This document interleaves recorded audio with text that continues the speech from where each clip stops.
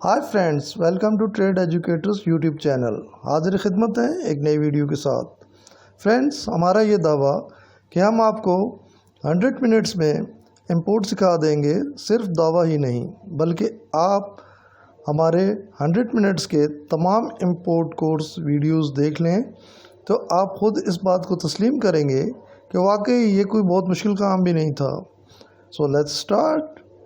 We just need your 100 minutes and that's it.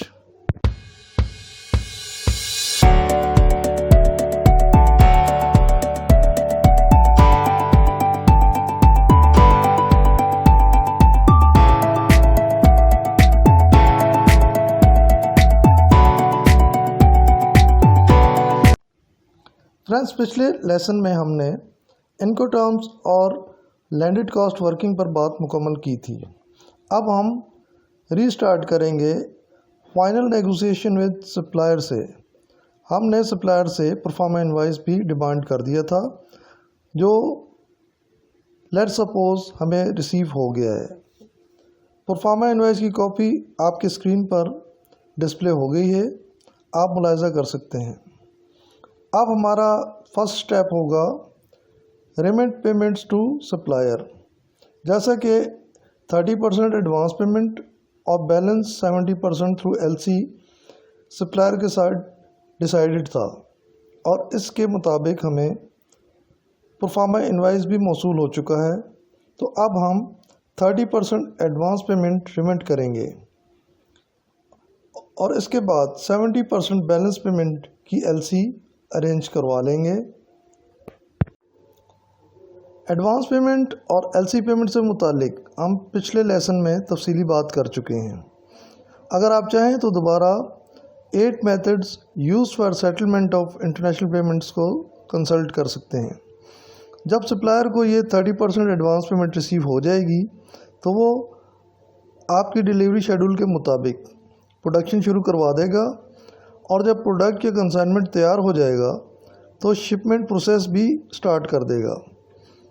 पहले मरहले में वो शिपिंग लाइन से वेसल डिटेल्स लेगा और हमारे कंसाइनमेंट के लिए जो भी सूटेबल वेसल होगा पर बुक करवा देगा। शिपिंग टर्म्स में उसे लोडिंग प्रोग्राम कहते हैं। वो हमें जहाज़ का नाम वाइज नंबर के साथ estimated time of departure ETD और estimated time of arrival ETA भी दे देगा, जिसे हम ओके कर देंगे।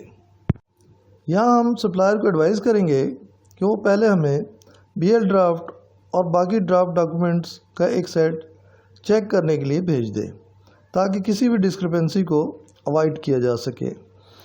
वो हमें ड्राफ्ट डॉक्यूमेंट्स का एक सेट भेज देगा जो हम LC टर्म्स एंड कंडीशन के हिसाब से चेक कर लेंगे। याद रखिए, जो भी description of product, HS code, consignee name, Incoterms आप LC में यूज़ करेंगे, तमाम शिपिंग डॉक्यूमेंट्स इसके मुताबिक होने चाहिए।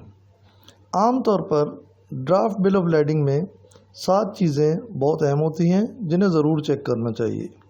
Number 1, शिपर name and address. Number 2, consignee name and address. Number 3, notified party name and address. Number 4, description of product. Number 5, HS code number. Number 6, quantity of product. Number 7, freight prepaid or freight collect. Freight collect या freight prepaid as per इनको term होगा। हमारे case में हमारी deal CFR पे है, इसलिए हमारे केस में freight prepaid होना चाहिए। बाकी इनवॉइस और पैकिंग लिस्ट भी इसके मुताबिक होना चाहिए। इनवॉइस और पैकिंग लिस्ट पर भी description of product, quantity of goods, HS code, value सारी की सारी LC के मुताबिक होनी चाहिए। ड्राफ्ट डॉक्यूमेंट्स चेक करने की कंफर्मेशन के बाद आप सप्लायर को गो अहेड देंगे। सप्लायर कंसाइनमेंट वेसल शेड्यूल के मुताबिक डिस्पैच कर देगा और जहाज़ की रवानगी के बाद आपको शिपिंग एडवाइस भी भेज देगा जिसमें जहाज़ का नाम, voyage number, ETD, ETA, number of packages, container number और BL नंबर वगैरह होंगे। इसी असना में वो आपको नॉन नेगोशिएबल का एक सेट भी भेज देगा, जिसे कॉपी डॉक्यूमेंट्स भी कहा जाता है। इन डॉक्यूमेंट्स की पिक्चर आपकी स्क्रीन पर आ चुकी हैं, आप मुलाहिजा कर सकते हैं।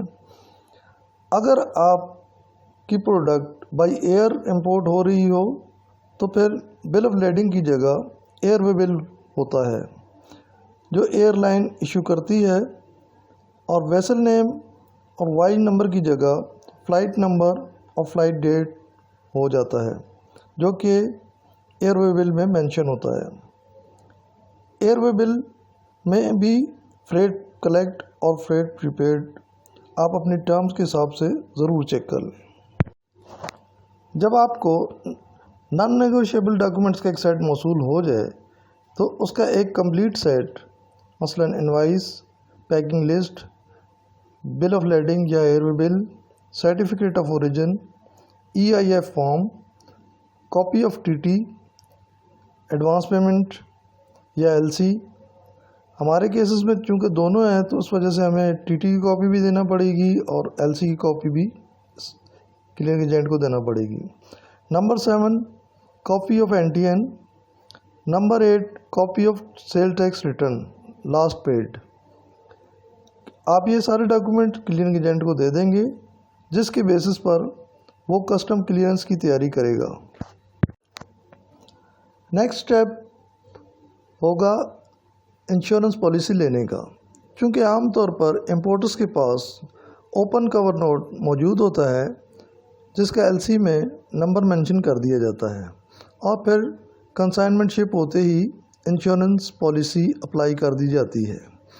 इंश्योरेंस पॉलिसी अप्लाई करने के लिए कंसर्निंग इंश्योरेंस कंपनी को आमतौर पर एक ईमेल भेजा जाता है, जिसमें कंसाइनमेंट से मुतालिक तमाम इंफॉर्मेशन मौजूद होती हैं, मसलन LC number, LC date, LC value, shipper, BL number, BL date, vessel name, voyage number, port of loading, port of discharge, description of cargo, number of packages, container number वगैरह, ये सारी चीज़ें उस ईमेल में मेंशन होती हैं। इसके अलावा ये भी मेंशन कर दिया जाता है कि ये कंसाइनमेंट कराची पोर्ट से रिलीज़ होने के बाद किस कंपनी के किस वेयर हाउस तक मूव करेगा और कहाँ अनलोड होगा। फ्रेंड्स, यहाँ हम लेसन नंबर 4 का अख्ताम करते हैं। मज़ीद तफसीलात के लिए मिलते हैं लेसन नंबर 5 में। अगर वीडियो अच्छी लगी हो तो लाइक, शेयर और सब्सक्राइब ज़रूर कीजिएगा, इससे मेरी हौसला अफजाई होगी। Thank you and thank you very much. God bless you. Take care.